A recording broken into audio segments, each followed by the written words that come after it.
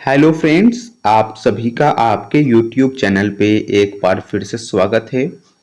और आज इस वीडियो में हम बात करने जा रहे हैं बिहार पुलिस सब इंस्पेक्टर यानी कि दरोगा का जो फॉर्म निकला हुआ है उसके अंदर 2 नवंबर 2023 के 1 बजे तक जो फॉर्म है वो कितना फिलअप हो चुका है।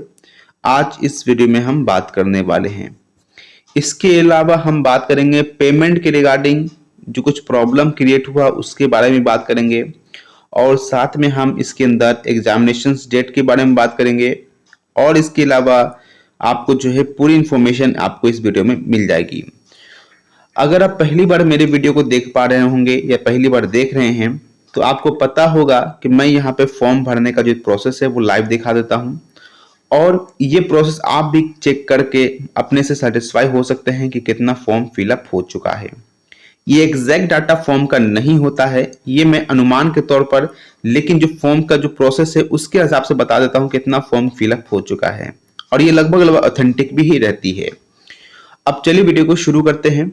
डिस्क्रिप्शन में लिंक है, आप यहाँ पे पेज है ओपन हो जाएगा। डिक्लेरेशन है उसके ऊपर क्लिक करना है और जो फॉर्म भरने का प्रोसेस है शुरू करना है।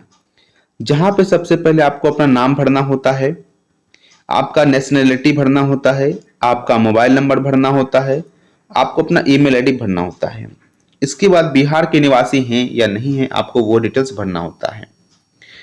और फिर यहाँ पे आपका जेंडर बोलता है कि फीमेल हैं, मेल हैं या ट्रांसजेंडर हैं। आपको अपना डेट ऑफ बर्थ भरना होता है। बिहार गवर्नमेंट के अंदर आप कार्यरत हैं कि नहीं है आपको वो बताना होता है। और एक्स सर्विसमैन है कि नहीं आपको वो बताना होता है। एक सर्विसमैन का मतलब होता है कि आप Indian army, Indian air force, Indian navy में पहले कभी काम किए हैं या नहीं किए हैं वो होता है।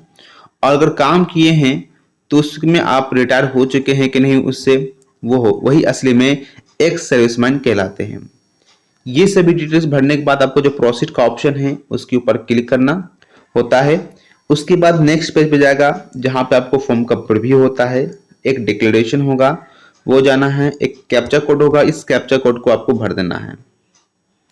कैप्चा कोड भरने के बाद पेमेंट कितना कटेगा वो दिख जाएगा और मेक पेमेंट का जो ऑप्शन होता है आपको करके आगे की ओर बढ़ना है।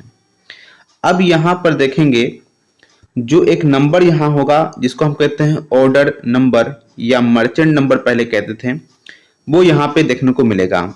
अभी ये देखने को मिला 71817014। अगर आप मेरा वीडियो पहले से देखते होंगे तो मैंने आपको बार बार कहा है कि आप जब फॉर्म अप्लाई कर रहे हैं बिहार पुलिस के रिगार्डिंग, चाहे दरोगा हो, चाहे वो प्रोहिबिशन कांस्टेबल यानी मद्य निषेध का हो, चाहे वो एएसआई का हो, चाहे एसआई का हो, सभी के अंदर आपको ध्यान रखना होता है यही जो नंबर है आपका रजिस्ट्रेशन नंबर होता है। जब आप पेमेंट कंप्लीट कर लेंगे तो आपको यही नंबर आपको रजिस्ट्रेशन नंबर के तौर पर मिल जाता है।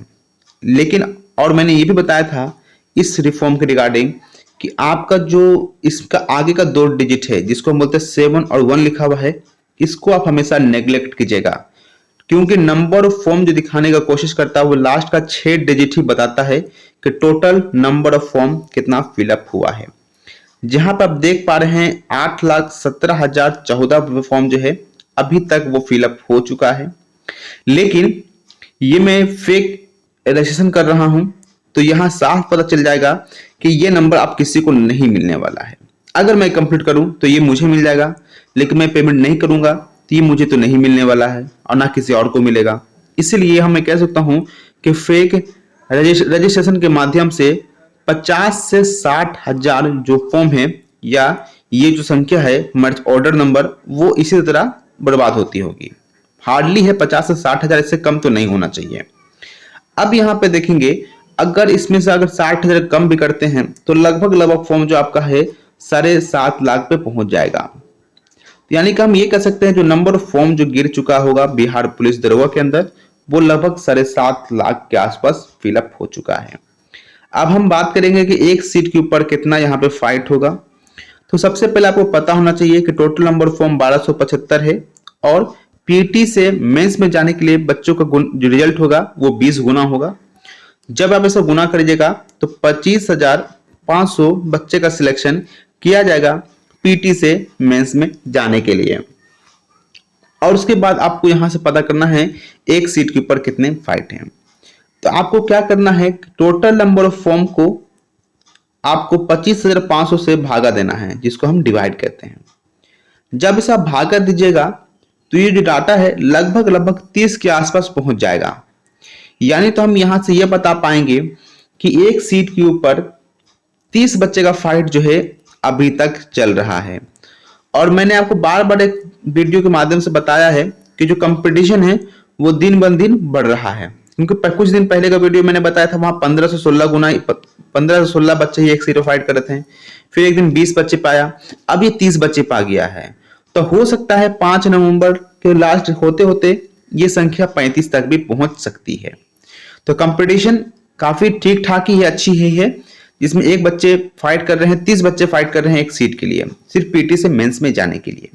तो ये मैंने आपको बता दिया। अब बात करते हैं पेमेंट के रिगार्डिंग जो प्रॉब्लम हो रहा है। बहुत से बच्चों का कमेंट ये आ रहा है कि पेमेंट कट गया है, रजिस्ट्रेशन नंबर नहीं मिला है, फॉर्म लॉगिन हो रही है, अब क्या करना है। तो एक काम यही होता है कि आप कम से कम 24 से 48 घंटा वेट कीजिएगा। अगर इसके अंदर फॉर्म लॉगिन नहीं हुआ तो आप कस्टमर कॉल केयर के ऊपर कॉल कीजिएगा, या पहले ही कस्टमर केयर या हेल्पलाइन नंबर पर कॉल करके आप इसके रिगार्डिंग जानकारी दे दीजिए और ईमेल के माध्यम से भी जानकारी दे दीजिए। वरना 24 से 48 घंटा के बीच में आपको अपने मोबाइल पर बार बार आना है, लॉगिन जाना है, मोबाइल नंबर और डेट ऑफ बर्थ के माध्यम से बार बार लॉगिन करना है। हर 2 घंटे 3 घंटा में करते रहिएगा तो वो आपका लास्ट डेट से पहले ये जो है आपका ओपन हो जाएगा, अगर आपने पेमेंट कट गया है तब। उसके बाद आपको कुछ नहीं करना है, आपका फॉर्म कंप्लीट होगा ही होगा, आपको टेंशन नहीं लेना है। अब यहां पर आप बात करते हैं कि एग्जाम डेट के बारे में।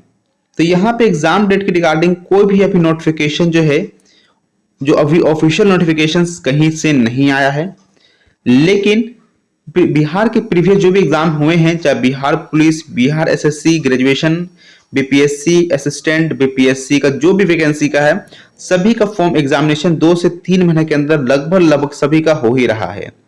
तो फॉर्म 5 नवंबर को लास्ट कर रहा है, यानी नवंबर को खत्म हो रहा है। अगर आप यहां से 2 से 3 महीना भी लीजिएगा तो जनवरी और फरवरी यहां पे पहुंच जाएगा, यानी कि आपका एग्जामिनेशन जो है जनवरी से फरवरी के बीच में होने के चांस बहुत ही ज्यादा हैं, लेकिन चुनाव से पहले तो होगा ही होगा। तो ये जो इंपॉर्टेंट डाटा है मैंने आपको बताया एग्जाम से रिलेटेड, लेकिन ये 100% सही नहीं है। एग्जामिनेशंस के बारे में भी मैं नहीं कह सकता, गारंटी नहीं ले सकता हूं उसके बारे में कि ये सही होगा, लेकिन चांसेस हो कि जनवरी से फरवरी के बीच में ही हो सकता है। तो आशा करता हूं ये आपको वीडियो समझ में आया होगा, इन्फॉर्मेशन अच्छा लगा हो तो प्लीज वीडियो को लाइक कीजिए, वीडियो को शेयर कीजिए और चैनल को सब्सक्राइब कीजिएगा। मिलेंगे जल्दी नेक्स्ट वीडियो में। Thank you for watching this video.